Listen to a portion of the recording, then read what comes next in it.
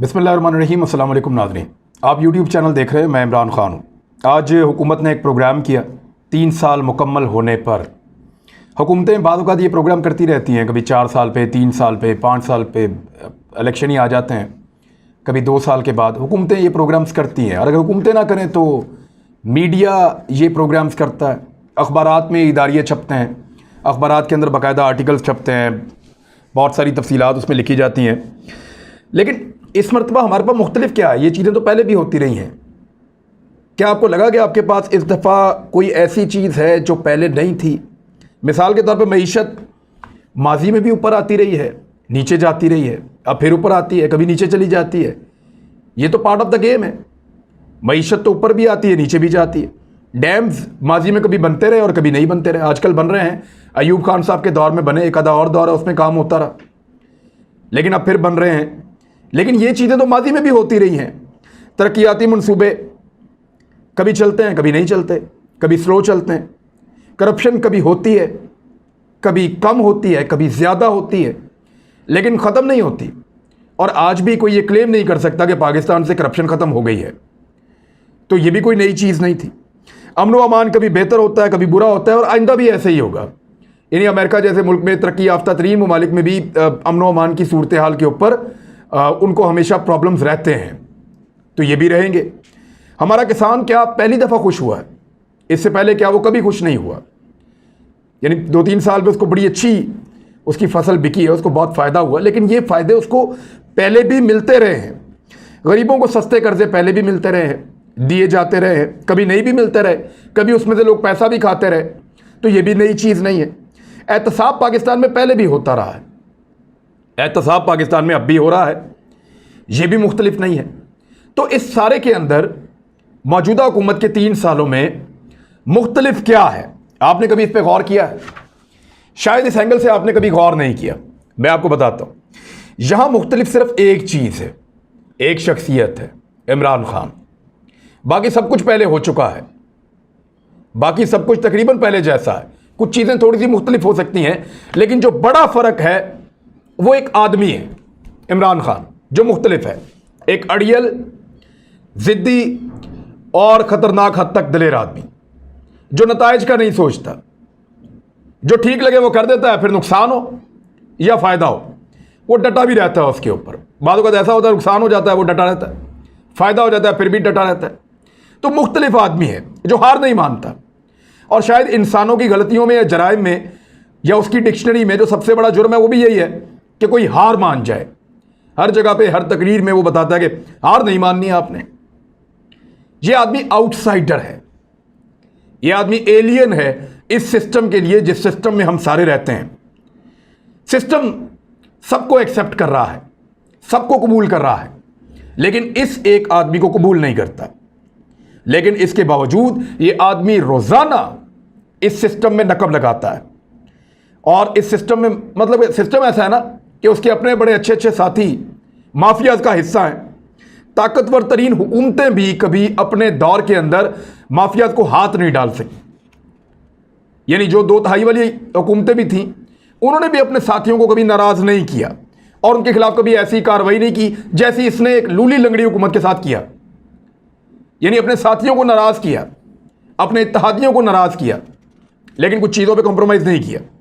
बदतरीन सियासी मुखालफीन जो एक दूसरे को हमेशा करप्ट कहते रहे, बेईमान और चोर कहते रहे। पीपल्स पार्टी नून लीग आपके सामने है। वो ये कहते थे कि नवाज शरीफ से बड़ा कोई गद्दार नहीं है, उससे बड़ा कोई चोर नहीं है। वो तो एक ऐसा पंजाब बनाना चाहता है कि इंडियन पंजाब और पाकिस्तानी पंजाब इकट्ठा हो जाए। वो तो सौदेबाजी कर रहा है और बड़ी सिस्टमेटिक करप्शन करता है। और ये सारे फ्लैट्स और 2 नंबरी इसने किए। पीपल्स पार्टी ने कहा था, साबित भी किया था, लेकिन कभी जेल में नहीं डाला। नवाज शरीफ साहब ने कहा कि जरदारी से बड़ा, बेनज़ीर भुट्टो, इन लोगों से बड़ा कोई चोर नहीं है, कोई डाकू नहीं है, कोई लुटेरा नहीं है इस मुल्क को लूटने वाला, लेकिन जेल में नहीं डालते थे। एक दूसरे को करप्ट कहते थे, साबित करते थे, जेलों में नहीं डालते थे। लेकिन ये एक आदमी बाहर से आया, इसने दोनों को पकड़ के जेल में डाल दिया, दोनों के साथ कॉम्प्रोमाइज़ नहीं किया।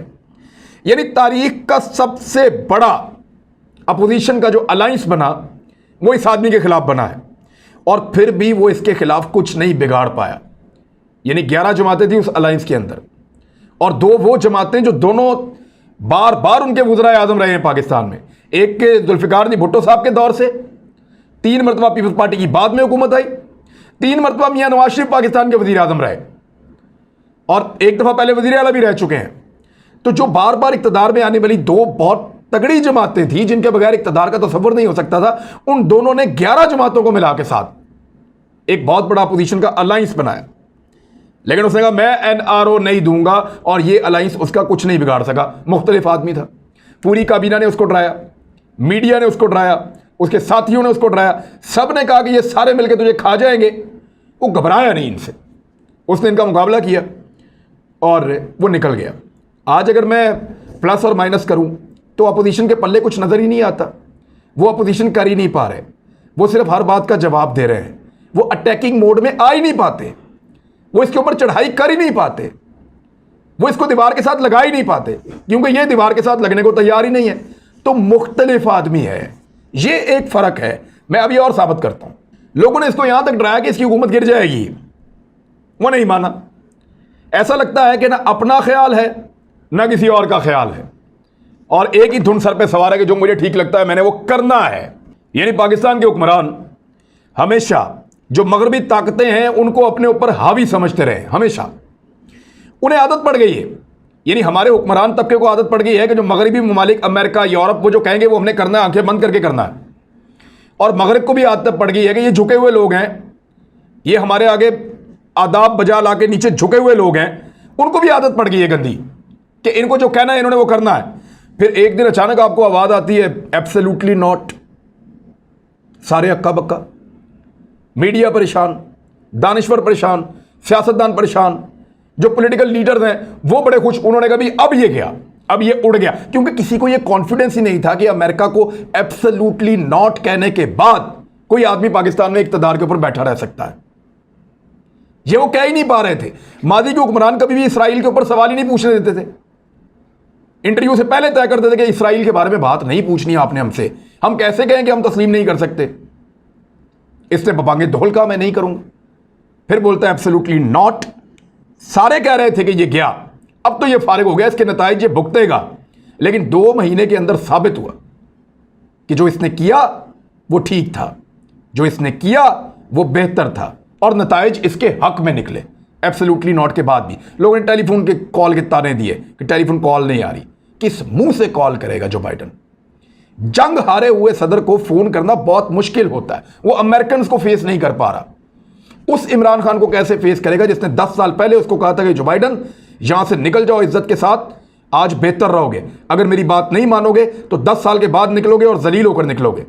अब उस इमरान खान को कैसे फोन करे कि यार जो आप कह रहे थे वो ठीक था और जो मैं तजर्बाकार सियासतदान हूं अमेरिका का, मैं गलत था, आज मैं प्रेसिडेंट हूं। तो वो उसको इस काबिल नहीं छोड़ा।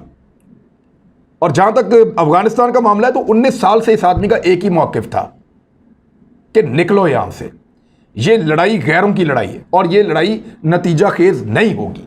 उसने मौक़िफ़ नहीं बदला, सारे उसके खिलाफ हो गए, हर बंदे ने उसको कहा क्या कह रहा है, लोगों ने इस पर बात करना छोड़ दी। लेकिन 19 साल के बाद उसका मौक़िफ़ दुरुस्त साबित हुआ। अमेरिका ने बातचीत शुरू की 2018 में, फिर 2019 में और अब 2021 में उनका इनकलाब मुकम्मल हो रहा है। वो फिर सही साबित हुआ, वो अकेला खड़ा था उस तरफ और कोई उसके साथ नहीं था। वो कहता रहा कि इसका कोई अस्करी हल नहीं है और आज अमेरिकन ये मान रहे हैं कि वो ठीक कह रहा था। आपके पास लीडर्स आते हैं जब वोट मांगने के लिए तो वो आपको क्या कहते हैं? आपसे वोट मांगते हैं, आपको बताते हैं ये तरक्याती काम हमने किया।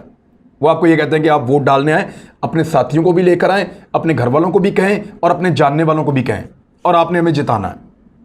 लेकिन ये शायद पहला आदमी है जो मैंने अपनी ज़िंदगी में देखा जो आप लोगों के पास आता है, आपको कहता है सच बोलें, इज्जत करो, मेहनत करो, हार ना मानो, किसी से मरगूब ना हो जाओ, किसी को अपने से बड़ा मत समझो, एहसास कमतरी का शिकार ना हो जाओ, गैरतमंद बनो। ये आपकी तरबियत करने के लिए आता है। ऐसी बातें कभी मैंने सुनी नहीं पाकिस्तान में पीपल्स पार्टी और नून लीग के रहनुमाओं के मुंह से।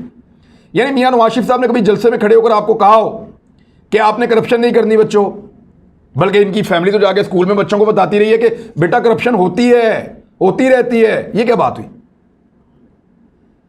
ये आदमी आपको कुछ और बातें कर रहा है जो इससे पहले पीएमएलएन और पीपल्स पार्टी के लोग आपसे नहीं करते रहे। दैट्स वाई मुझे लगता है कि ये मुख्तलिफ आदमी है। ये क्यों ऐसा कहता है, क्यों ऐसा करता है? क्योंकि इसका जो है वो सिर्फ पाकिस्तान में है।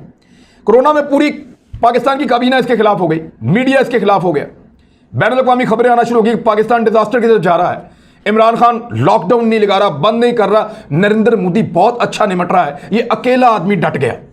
मुझे अच्छी तरह याद है, हम प्राइम मिनिस्टर हाउस में गए, मैंने भी इससे मुखालफत की, हम सब ने मुखालफत की, बाकी सब लोगों ने भी की, सबको लगा कि इमरान खान गलत कर रहा है, लेकिन वो अकेला डटा रहा। और उसके बाद हुआ क्या, फिर पूरी दुनिया आज तस्लीम कर रही है कि अगर किसी का मॉडल फॉलो करना है, किसी का मॉडल स्टडी करना है, तो वो इस आदमी का मॉडल है, जो इसने किया था वो करो। कोरोना से बचने का बेहतरीन तरीका यही है।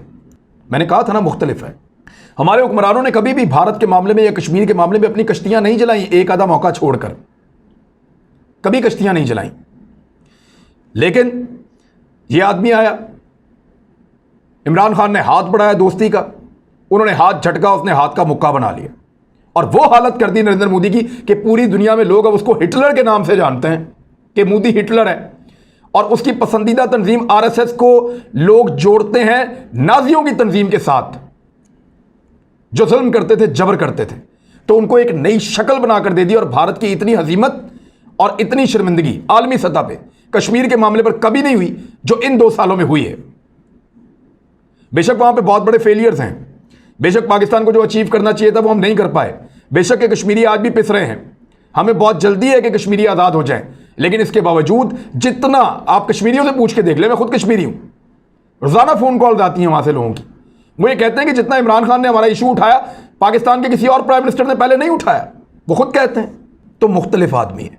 मुख्तलिफ कैसे? सऊदी शहजादे ने आकर पूछा कि क्या चाहिए, मादी के हुक्मरानों से भी पूछते थे, वो शहजादे हैं, बादशाह हैं, वो ऐसे ही पूछते हैं क्या चाहिए। और हमारे हुक्मरानों ने, मादी के हुक्मरानों ने वहां पे क्या क्या लिया वो आप देख लें। परवेज मुशर्रफ साहब तक ने स्टेटमेंट दिया कि मुझे तो शहजादे ने ये प्रॉपर्टी गिफ्ट की हुई है। नवाज शरीफ साहब की क्या क्या जायदादें वहां पे, कैसे कैसे उन्होंने उनसे मुतालबात मनवाए थे। जरदारी साहब के क्या ताल्लुकात हैं यूएई में, ये सारी चीजें आपके सामने हैं। इमरान खान से भी उन्होंने पूछा कि क्या चाहिए, उसने कहा जी मेरे कैदी छोड़ दो। माजी में तो लोगों को कुछ और चाहिए था, कौन बोलता है गरीब कैदियों को छोड़ने के लिए, लेकिन उसने कहा मेरे कैदी छोड़ दो। इस दौर में ये वाहिद आदमी है जिसने इस्लामोफोबिया के मामले को पूरी दुनिया के सामने उठाया, जिसने दुनिया को बताया कि इस्लाम से दुश्मनी ना करें, इस्लाम से नफरत ना करें, यह अमन और सलामती वाला मजहब है। उस वक्त जब मुसलमान उम्मत के तमाम लीडर्स को अपनी अपनी पड़ी हुई है, उस वक्त जो सब लोग अपने बारे में सोच रहे हैं, अपने मुल्क, अपनी टेरिटरी के बारे में सोच रहे हैं, वहां पे एक आदमी जिसका मुल्क बहुत कमजोर है, वहां पे एक आदमी जिस पे कर्जे चढ़े हुए हैं, वहां पे एक आदमी जिसके पास तनख्वाहें देने तक के पैसे एक दौर में नहीं थे, इतनी बुरी हालत थी, वहां पे एक ऐसा आदमी जिसकी आलमी सतह पे और पाकिस्तान के अंदर भी बहुत मुखालफत थी, वो आदमी खड़ा होता है और वो इस्लाम का झंडा उठाता है, कहता नहीं मेरे मजहब को गाली मत दो, मेरे मजहब को बुरा मत कहो। इस्लामोफोबिया के खिलाफ उसके तारीखी लेक्चर्स हैं पूरी दुनिया में। फिर नबी अकरम सल्लल्लाहु अलैहि वसल्लम की नामूस के लिए जब कोई आवाज़ नहीं उठा रहा था, तो दुनिया के हर फोरम के ऊपर जो पहली आवाज़ उठी है वो इमरान खान की उठी है। तो मैं क्यों ना कहूँ कि वो मुख्तलिफ आदमी। क्या आपने कभी नवाज शरीफ को, जरदारी साहब को ये बातें आलमी फोरम्स के ऊपर जाके करते हुए देखी हैं? क्या आप नबी की नामूस के ऊपर वो बात कर रहे हो वहाँ पे? कभी वो इस्लामोफोबिया के खिलाफ वहाँ पे बात कर रहे हो? आलमी फोरम्स के ऊपर जाके वो कह रहे हो, अक़वाम मुत्तहिदा में, OIC में, बाकी प्लेटफॉर्म्स के ऊपर? तो उन्होंने कभी ऐसा नहीं किया। मैं इसलिए कह रहा हूं कि मुख्तलिफ आदमी है। मुख्तलिफ इसलिए है कि उसने पहली मरतबा हमें ये उम्मीद दिलाई कि रियासत मदीना भी कोई चीज़ होती है। वो बना पाए या ना बना पाए एक अलग बात है, लेकिन हमें उसने एक रियासत मदीना का कॉन्सेप्ट दिया पाकिस्तानियों को पहली बार। लोगों ने उसका मजाक उड़ाया, हो सकता है वो कामयाब हो जाए, हो सकता है ना हो इसमें, लेकिन रियासत मदीना का कॉन्सेप्ट देना खुद एक बहुत बड़ी सादत है। तो मैं कह रहा था कि मुख्तलिफ आदमी है, पाकिस्तान को आगे ले जाए या ना ले जा पाए। इस जमा तफरीक में जब भी कभी आप बैठेंगे तो एक बात आप जरूर मानेंगे कि वो हारा है या जीता है, वो मुख्तलिफ जरूर है। अब तक के लिए इतना ही। अपना ख्याल रखिएगा, अपने इस चैनल का भी। अल्लाह हाफिज़।